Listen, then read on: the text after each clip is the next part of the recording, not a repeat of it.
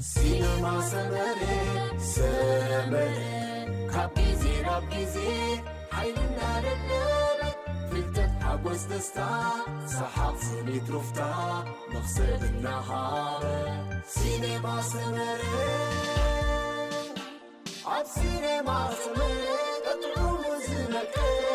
نحوري وعاما كوميدي دراما ملالات وزاتا سبورت فيلمتا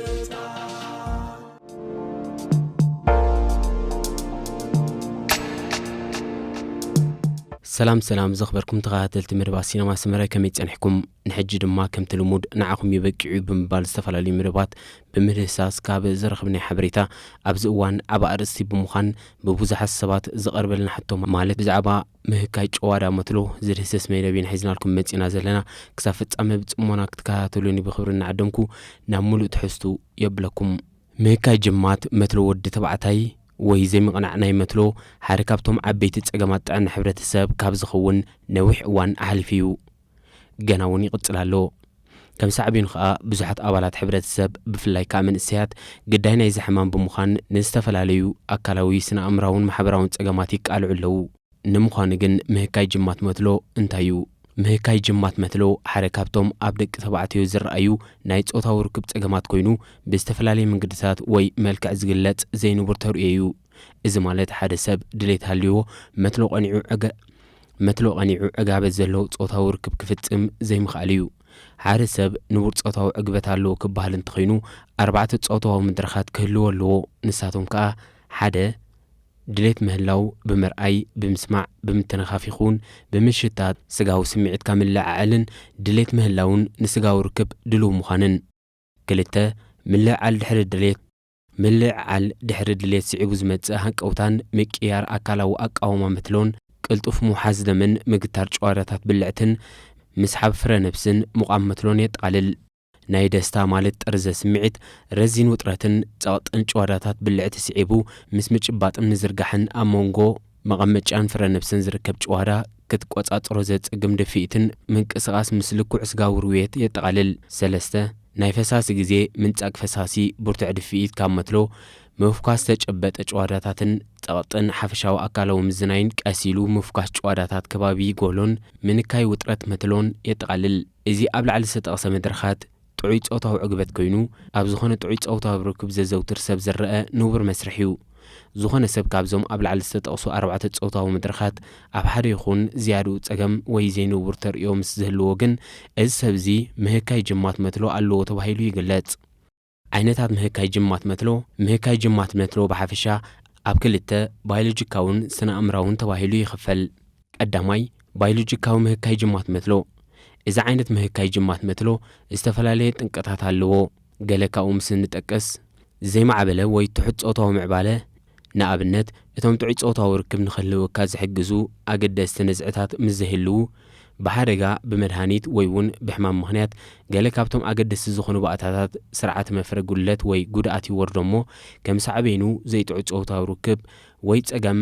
ምህካይ ጅማት መትሎ የስዕብ ንኣብነት ሕማም ሽኮር ግቡእ ሕክምናዊ ክንክን ዘይተገብረሉ ሕማም ሽኮር ጠንቂ ዝተፈላለዩ ሕማማት ከም ዝኾኑ ርዱእ እዩ እንተላይ ንምህካይ ጅማት መትሎ ግቡእ ሕክምናዊ ክንክን ዘይተገብረሉ ሕማም ሽኮር ነቶም ጥዑይ ጾታዊ ዕግበት ንኽህልወና ዝሕግዙ ኣብ ከባቢ ጎሎ ዝርከቡ ደቀቕቲ ናይ ደም ሻምብቆታትን መትንታትን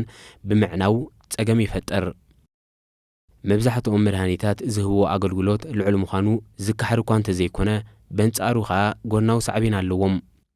ልዕሊ 200 ካብቶም ኣብ ጥቕሚ ዝውዕሉ ኣሽሓት መድሃኒታት ቀንዲ ጠንቂ ኣብ ምፍጣርን ምምዕባልን ምህካይ ጅማት መትሎ ምዃኖም መጽናዕትታት ይረድኡ ገለ ካብኦም ንምጥቃስ ናይ ጸቕጢ ደም ናይ ልቢ ናይ ስነ ኣእምሮ መድሃኒታት ወዘተም መጥባሕትን ናይ ጨረርታ መድሃኒታትን ኣብ ከባቢ ጎሎ ይኹን ፍረ ነብሲ ዘይዕውት መጥባሕቲ ጎነጽ ወይ መጉዳእቲ ጎሎ ወይ ዓንዲ ሕቆ ዕንወት ኣብ ስራውር ደምን መትንታትን እቲ ከባቢ ብምስዓብ ነቶም ኣገደስቲ ባእታታት ንምቕንዓ መትሎ ብምጉዳእ ዝተሓላለኸ ፀገማት ጾታዊ ርክብ ይውርድ ከምኡ ድማ መጥባሕቲ ማዓንጣ ፕሮስቴትን ፍሕኛን ባጥቕን ኣብቶም ቀንዲ ንምቋም መትሎ ሓገዝትን ኣገደስትን ዝኾኑ ስራውር ደምን ጨዋዳታትን ንምንካይ መጉዳእትን ክስዕብ ትኽእል ኣለዎ ሕማም ምጽባብ ስራውር ደም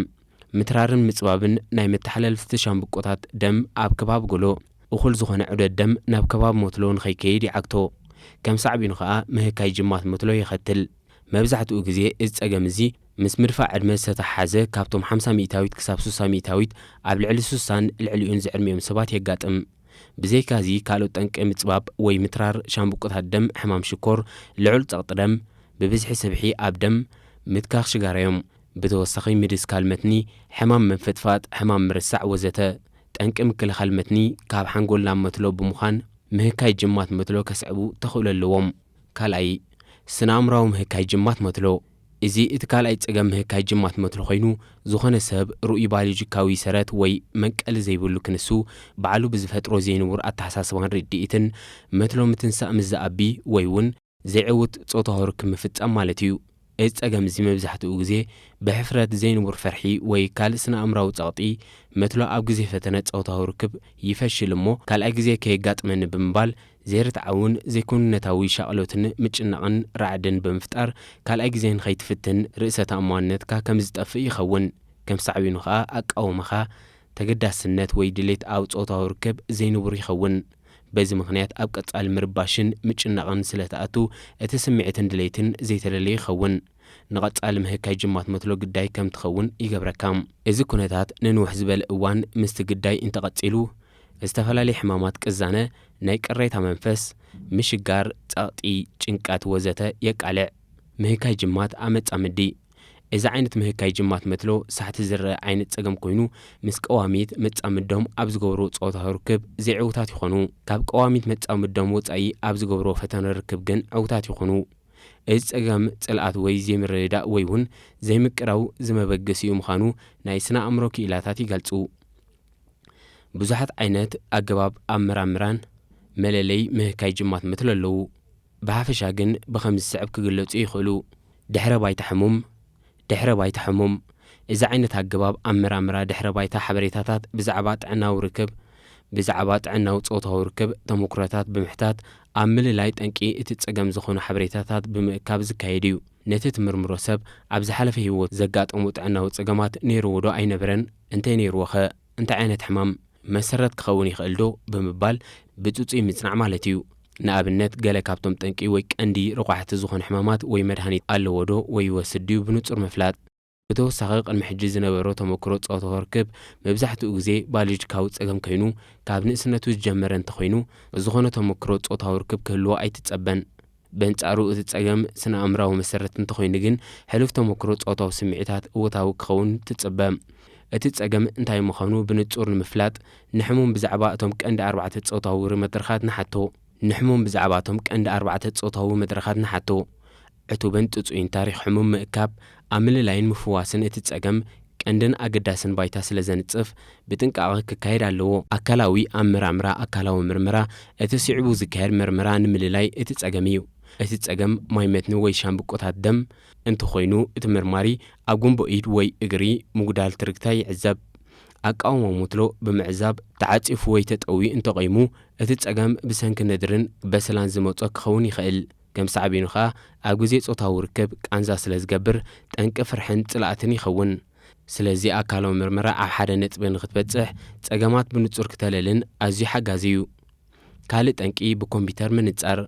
እዚ ዓይነት ምርመራ ብምዕቡልን ዝተረቓቐን ሓገዝ ናይ ኮምፒተር ተጠቒምካ ዝግበር ምርመራ ኮይኑ እኹል ናይ መትኒ ስምዒትን ናይ ደም ዑደትን ናብ ከባቢ ጎሎ መትሎ ኣሎን የሎን ንኽትረጋገጽ ይሕግዘካ ብዘይካዚ ገለ ውሽጣዊ ርኡይ በሰላ ምትራርን ምክፍፋልን ናይ ቀንዲ ኣካል ንምቋም መትሎ ዝኾነ ጭዋዳ ከየሉ ንኽተለልዮ ይሕግዘና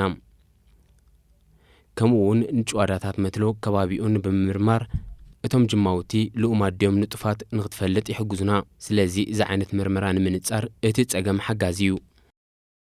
ኣገልግሎት መትኒ መትሎ እዚ ዓይነት ምርመራ ድማ ባልቦ ካቮርስ ሪፍሌክስ ኮይኑ እዚ ምልላይ ብቕዓትን ስምዒትን መትሎ ይሕግዝ እዚ ድማ ሓኻይም በቲ ኣብ ርእሲ መትሎ ዘሎ ጽኪ ብምጥዋቕ መልሰ ግብሪ ምጭባጥ መቐመጫ ብምዕዛብ ኣገልግሎት መትኒ መትሎ ከመይ ከም ዘሎ ክፈልጥዎ ይኽእሉ ልሙስ ኣገልግሎት መትኒ መትሎ እንተሎ ልዑል ምህካይ ጅማት መትሎ ይኽሰት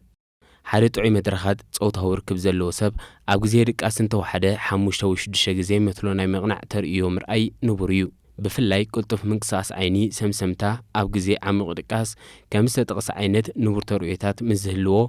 ፀገም መትኒ ወይ ትሑት ዋሕዚ ደም ኣብ ሞትሎ ክህልዎ ከም ዝኽእል ይፍለጥ። እዚ ድማ ሓደ ካብቶም ጠንቅታት ምህካይ ጅማት ምትሎ ይኸውን። ዝኽብርኩም ተኸታተልትና ንሎሚ ዝበልናዮ ትሕዝቶ እሰማዕኩም እዩ ነይሩ። በዚ ነቕርበልኩም ዘለና መደባት ኣጊብኩም ክትኮኑ ሙሉእ ተስፋና። ኣብ ቀጻሊ ብኻልእን ሓድሽን ትሕዝቶ ክሳብ ንምለሰኩም ፀጽብቑ ንምንየልኩም።